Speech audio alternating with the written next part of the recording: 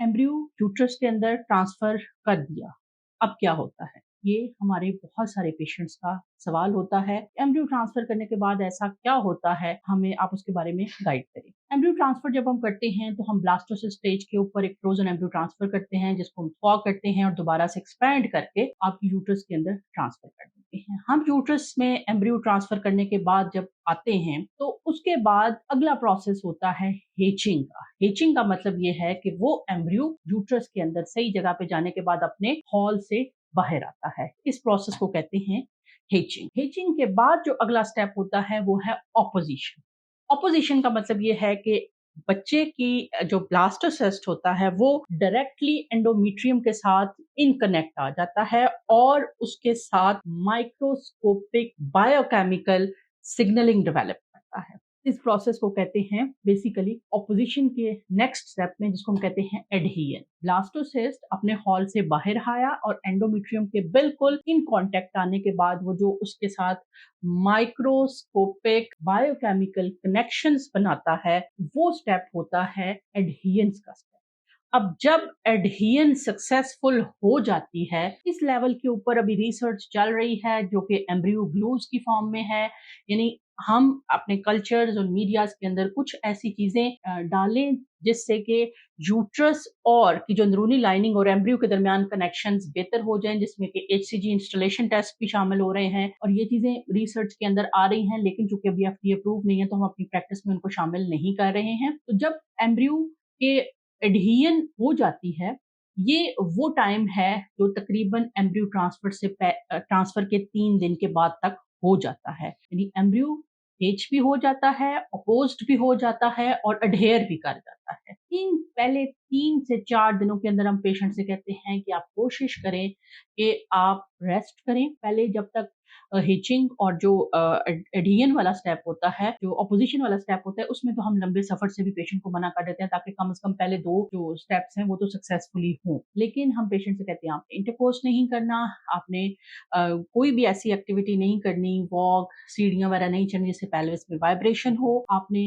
जो है वो कॉन्स्टिपेशन या कफ वगैरह नहीं होने देनी, क्योंकि इससे भी पेल्विस के अंदर वाइब्रेशन, माइक्रो वाइब्रेशंस जा सकती हैं। इसके अलावा आपने अपनी टॉयलेट रूटीन है उसको भी ईज़ी रखना है और जो मैक्सिमम कोशिश करनी है कि आप बेड रेस्ट करें। ये सिर्फ पहले 3 दिनों तक के लिए। अब आपके एडहियंस हो गई। इसके बाद क्या होता है, यहाँ तक जो एम्ब्रियो जिंदा है और ग्रो कर रहा है, वो डिफ्यूजन के प्रोसेस के ऊपर है कि वो अपने रिक्वायर्ड मिनरल्स जो हैं वो अभी कोई वैस्कुलर चैनल्स डेवलप नहीं हुए, लेकिन जिस चीज की एम्ब्रियो में कमी है वो ट्रांसफ्यूज होके एम्ब्रियो तक जा रही है और जो वेस्ट मटेरियल एम्ब्रियो के अंदर बन रहे हैं वो डिफ्यूजन के प्रोसेस के जरिए से एंडोमेट्रियम के ब्लड में जा रहे हैं। अभी कोई वैस्कुलर कनेक्शंस नहीं आए। अब अगला जो प्रोसेस होता है वो है अटैचमेंट और इम्प्लांटेशन। इसके अंदर क्या होता है कि आपकी जो बॉडी होती है वो एम्ब्रियो को एक्सेप्ट कर लेती है और कुछ माइनर सी ब्लड वेसल्स और कैपिलरीज डेवलप कर लेती है। यानी कि आपकी बॉडी ने उस एम्ब्रियो को एक्सेप्ट किया और वो जो ब्लड वेसल्स हैं वो एम्ब्रियो की तरफ वो देना शुरू हो जाती है। अब माँ का और बच्चे की जो इनडायरेक्ट कनेक्शन ऑफ ब्लड होता है वो शुरू हो जाता है।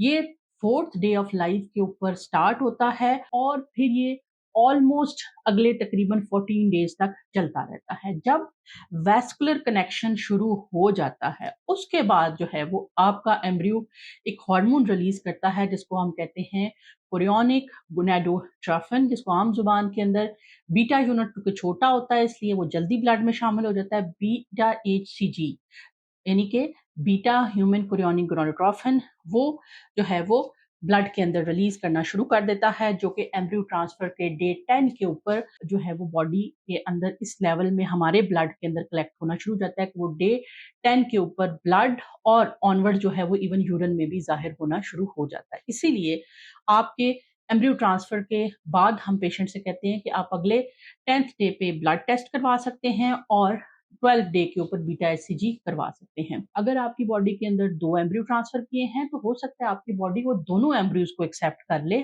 और उन दोनों को इम्प्लांटेशन शुरू कर दे। अब जो इम्प्लांटेशन का प्रोसेस शुरू हुआ है, इसमें क्या होगा कि आपका एम्ब्रियो पूरी तरह से एंडोमेट्रियम में पहले बरी होगा, अपनी जड़ें मजबूत करेगा, वैस्कुलर कनेक्शंस बनाएगा और उसमें से जो एक सैक डेवलप होगी जो कि बाहर की तरफ निकलेगी। ये प्रोसेस बिल्कुल ऐसे ही है जैसे एक बीज ज़मीन में डालते हैं और उसकी कॉम्पल निकलती है और वो सैक बाहर हमें नज़र आना शुरू हो जाएगी।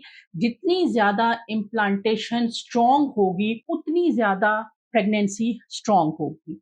इसीलिए इस ड्यूरेशन के अंदर हम पेशेंट्स को कुछ इंजेक्शंस और कुछ मेडिसिन्स पे रखते हैं ताकि ब्लड के अंदर कोई क्लॉट्स ना बने, कोई रिजेक्शन माँ की तरफ ना आए। हम अक्सर पेशेंट को स्टीरॉइड पे डाल देते हैं ताकि इम्यूनिटी थोड़ी लो हो जाए, क्योंकि ज़ाहिर है एम्ब्रियो का एक पार्ट तो माँ का है, लेकिन सेकंड पार्ट फादर का है और बॉडी उसको फॉरेन पार्ट कंसिडर कर सकती है। इसलिए हम थोड़ा-सा इम्यूनिटी को भी लो कर देते हैं ताकि पेशेंट की जो इम्प्लांटेशन है वो सक्सेसफुल रहे। इम्प्लांटेशन कंटिन्यू रहती है, तकरीबन कोई 10 टू 12 वीक्स पे जाके इम्प्लांटेशन कंप्लीट होती है। इस प्रोसेस के दौरान नई ब्लड वेसल्स बनती रहती हैं और टूटती रहती हैं, इसलिए पेशेंट को इम्प्लांटेशन ब्लीडिंग भी हो सकती है। और इम्प्लांटेशन ब्लीडिंग को पेशेंट कंफ्यूज कर जाते हैं थ्रेटन मिसकैरेज के साथ और परेशान भी हो जाते हैं। फिर हम उनको कहते हैं कि आप इस चीज को परेशान ना हो, ये एक ऐसा प्रोसेस है जो कि बॉडी के अंदर चल रहा है और ये ब्लीडिंग की वजह हो सकती है, क्योंकि हमने ब्लड को पतला रखा हुआ है, ब्लीडिंग स्पॉटिंग हो सकती है। अगर आपकी इम्प्लांटेशन सक्सेसफुल हो जाती है, 12 हफ्ते तक आपकी इम्प्लांटेशन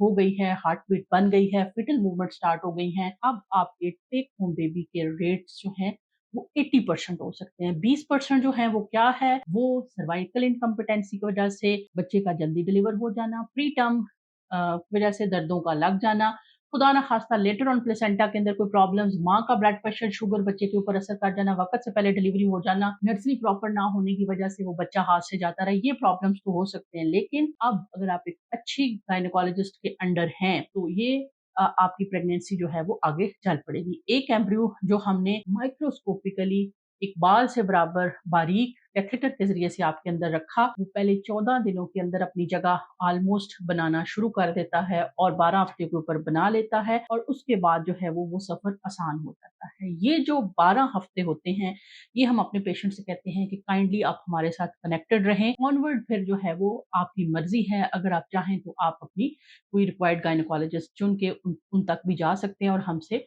ऑनलाइन राब्ता कर सकते हैं।